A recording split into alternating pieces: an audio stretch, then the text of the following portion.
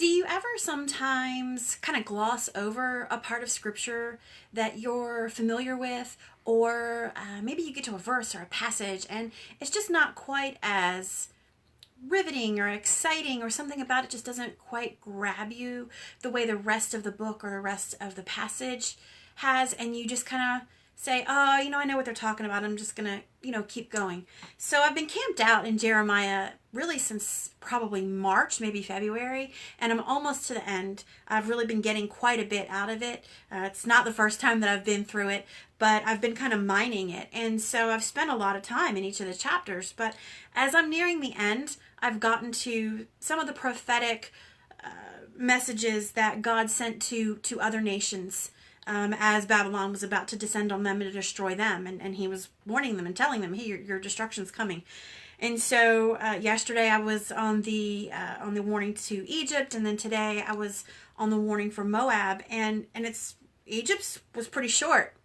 Moab's is pretty long. It's actually several pages. And I take notes in my notebook as I'm reading, and I kind of just jotted down 4 lines about, oh, this is the warning to Moab, and really graphic language, and I almost missed it. I almost glossed over it, and I thought to myself, because I was really ready to get back into Proverbs, because I've also been in Proverbs and the wisdom books daily, and I wanted to dig back into Proverbs because I've been getting a lot out of that and using some of that for some lessons lately. So I was eager to get back to Proverbs, and that was my next step. So I almost jumped out.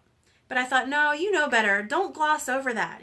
Go back, dig in, because yes, it was a very specific warning to a very specific nation at a very specific time in history, right? We call that context, and that matters, right? The message was for Moab. The words were for Moab. They were for that nation. Moab had been an enemy of Israel since way back, and they had gloated. They had gloated about Judah's destruction that was coming at the hands of Babylon. And so there's some pretty strong language in this.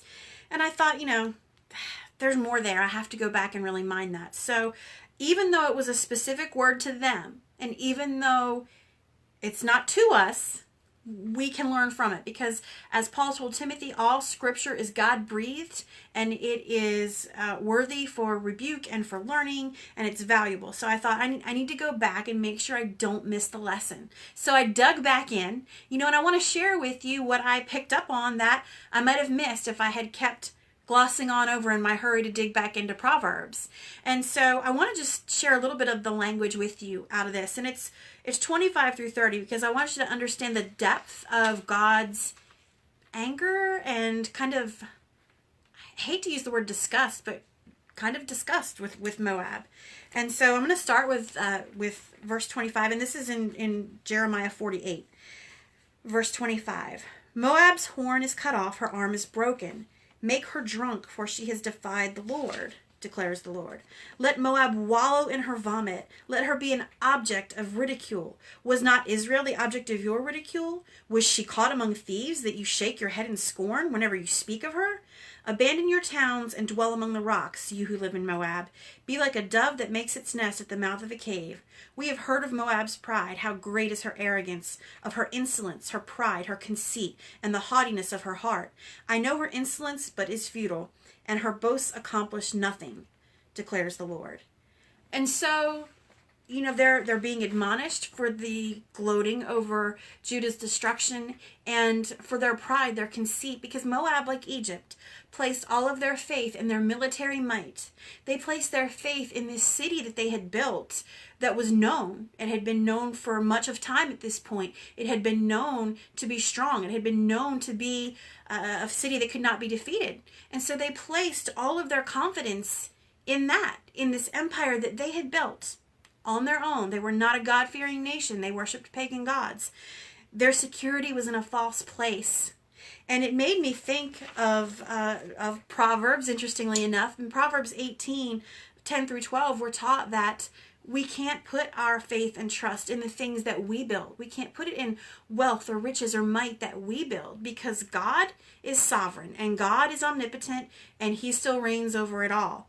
And so we know that if we're abiding in him, according to John 15, that we can be super, super fruitful. But we're told in Psalm 127 that if we build these things, no matter how much we labor, if it's not built on the foundation of the Lord, then it's not built to last. And so I thought, wow, what application does that have for us, not just in life, but in our business as well? If we're putting all of our faith and all of our hope and all of our dependence on what it is that we're doing as we build a business, no matter how successful it may be, we're putting our hope in the wrong place. And we're not going to be fruitful in the way that we need to be if we truly follow Christ. Because these things are not meant to give us our security. They're not our source. God is the source. He's the source of all things. He owns everything, right? He created us, and He created everything that's in this world, and everything that we move and manipulate and create new things from, He's given us. And so I just wanted to share this word of caution with you in this lesson today, to not put your trust in what you're building, to not depend on yourself as the source. Do we have to do the work? Absolutely, we have to do the work. Absolutely, we have to get up and work as if for the glory of God and not man. We have to put the effort in. We have to plant the seeds if we want to reap a harvest. But we should not put trust in what it is we're building. We should not put our faith and our hope in what it is that we're building. We should not allow our security to come from a business or a life that we've built or from a job. It can only come from the only place that can be trusted, and that's God. That's where our security is. That's where our hope is. And that's where it needs to rest. And so it's really easy to fall into that trap of crossing the line of, this is what I've built, and this is what I depend on, and I need to do this for the money. And it's really a struggle some days, to keep that right perspective. But I just want to encourage you to do that.